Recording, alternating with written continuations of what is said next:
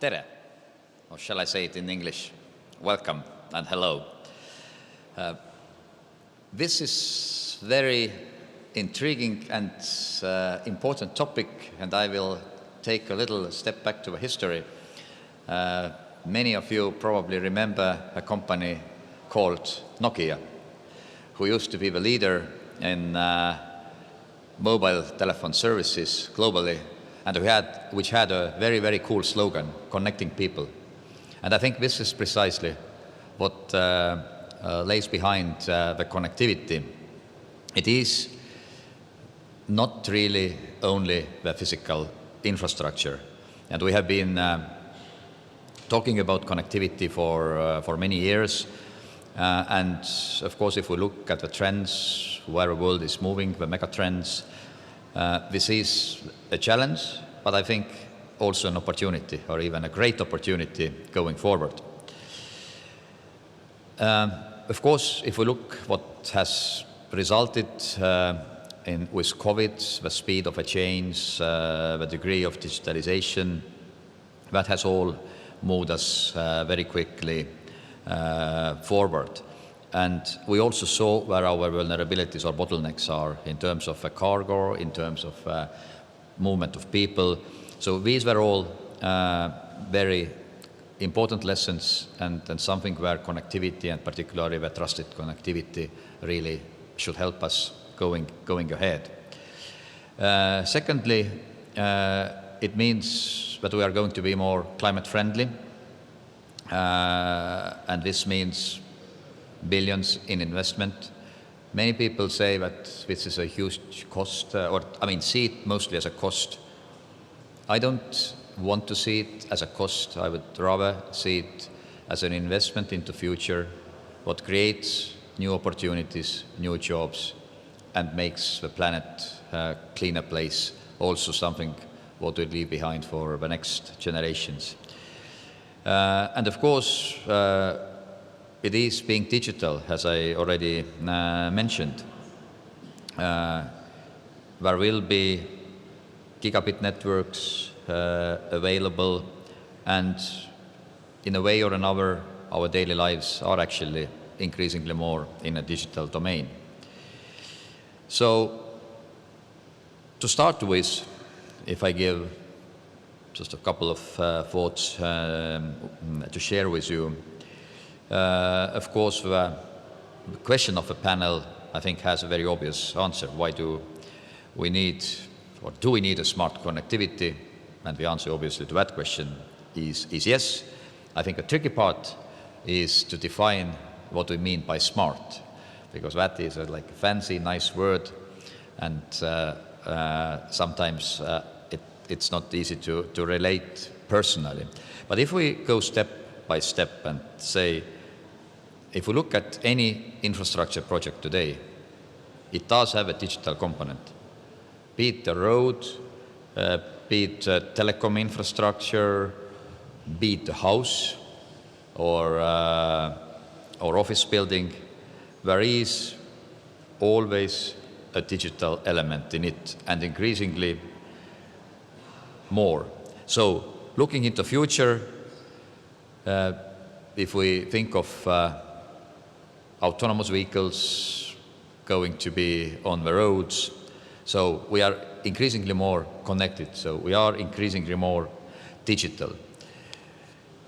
If we talk about construction, which is not the highest digitally empowered sector of the economy, there too, I think we see increasingly more digitalization happening with the different solutions offered, including by Estonian companies, how to do your site management, accounting for the time people spend on the site, so what assets you have on the site, how you progress against the budget, both financially and time-wise, to record the infrastructure you put into the house digitally, so it would be later easier to follow, so on and so forth. So being digital obviously means also data. And here I think the key is really to unlock this power of data. In Estonia too, we have tons of data, for example, in the energy sector, which I think Taavi Veskimägi will talk more. But so what is a practical use? How efficient and smart we are in using this data? I think there is quite a bit of scope to work forward. And I think this is also part of a 3Cs initiative, and the first data center what was developed under this initiative in Estonia. So, and again, we need to ask ourselves, are we actually really making use of this data? And my view today is that in many cases we underutilize. And it goes also back to a way, how do we report to the government? Is it what we submit? Is it the reports, or is it data?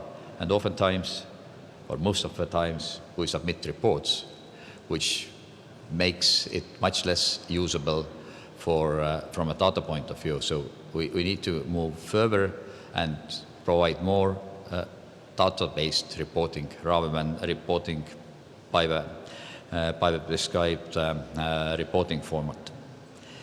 And having data means more business, simple as that.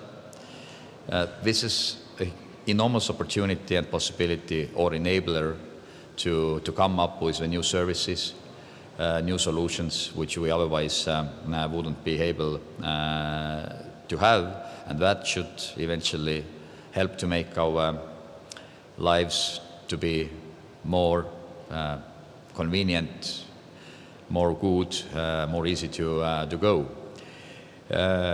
Of course, to have a big business, you need a scale. So we need to see how we can make this data, what we have here or elsewhere, scalable, or the services based on this data scalable. And that means we need to have a lot of cross-border cooperation, and the flow of data should also be possible cross-border. Not only in the EU, but I think increasingly importantly, between EU, the US, and the other countries who are like-minded. So we need to work on that front too. But I think above all, what we need to have in mind is what is the value our work and data gives to a customer. Because if there is no customer focus at the end, we are probably working on something what is not going to be very, very useful. And for that we need use cases. If we want to have truly functioning single European digital market, we need use cases. In Estonia, we have about 3,000 use cases in the digital society. About 20% by the government, 80% by the private sector. So, and the government services are 99% digitalized. Do you have any idea how many services we have at the EU level which are equally usable in all 27 member states? I did my counting and I reached to number 1. So there is one service which actually is 100% cross-border, usable everywhere, and this is COVID certificate.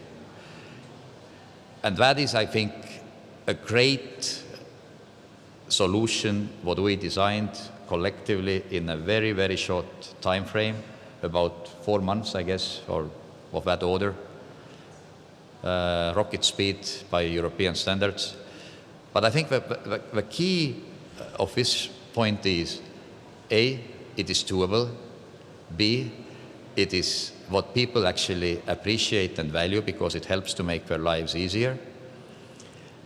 And then we have a number of other services what are also interoperable, but not on that grand scale. For example, between Estonia and Finland, you can use the prescription drug recipe issued by a doctor in either country, and you can get the drugs in a pharmacy either in Finland or in Tallinn or in Estonia. And one could ask, so what actually does prevent us to make this use case, which I think is also very practical, workable in all 27? If we were able to do COVID certificate to work, we should also be able to make prescription drug recipes work. And then we would have already doubled the number of use cases. And there are plenty more what we can do, but if we don't get to use cases, we will never get to a single digital market.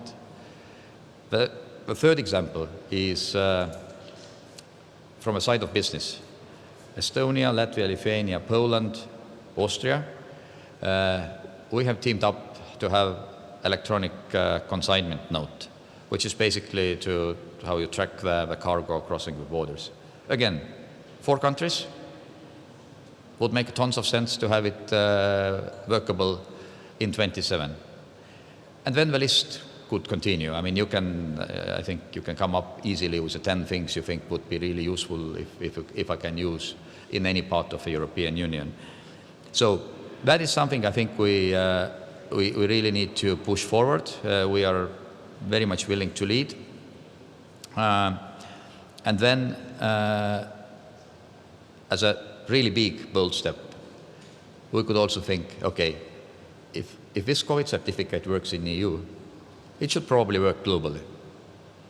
So the interoperability of different systems is really key, not to sort of set an ambition, okay, we need to find and define a unique system what works for entire world. We will never get there. But making it interoperable, I think, would be really something of practical value. So yes, and that brings me to what are the key digital enablers. And this is, of course, the common standard on for data exchange or availability of a strong EID, because one of the core messages from this conference has also been that we need to ensure there is a trust. And this is precisely how enablers give and create this trust for AI, for real-time economy, and so on and so forth.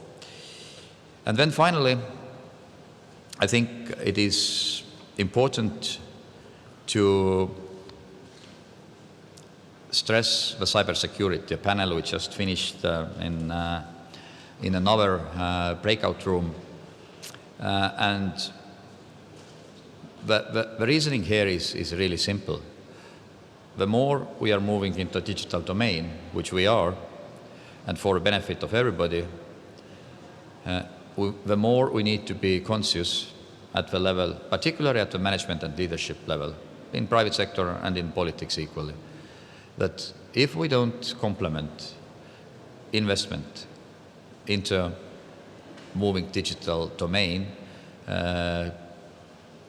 making new use cases with appropriate investment in cybersecurity or co-investment in cybersecurity, we're just going to grow more vulnerable because the world around us has become far more hostile in the cyberspace. So this is, I think, basically a hygiene factor, what needs to really underline the work we do, and to make sure that our systems are secure by design. But it's also a journey. It's not that, okay, we do something now and then this sort of solution works for the next 10 years. It probably won't work even for the next 1 year. So you need to constantly upgrade to be sure that you are protected from a cyber point of view. And if you don't do, then obviously the risk is that you lose the trust of people, the trust of consumers, and then the whole thing really falls apart. And that was a call I made to come up with a common methodology and a common measurement system, how we can make sure that we are properly allocating for cybersecurity risks, not of the present day, but more importantly, for a risk in the future. So to conclude, we have not a digging challenge as sort of connecting the different countries, but more of a digital opportunity ahead of us. And we all want to be connected. To do it in a safe and secure way needs a simple thing. We need to do it smartly. And the definition of what is smart, obviously, is very much in the eyes of the beholder, but I think we will get there as well. And that has to be also future-proof and create value for the user. The last one is really most important. So I would stop here because I also see that the clock has stopped. Time for me to stop as well, and we can move to a panel. So thank you very much.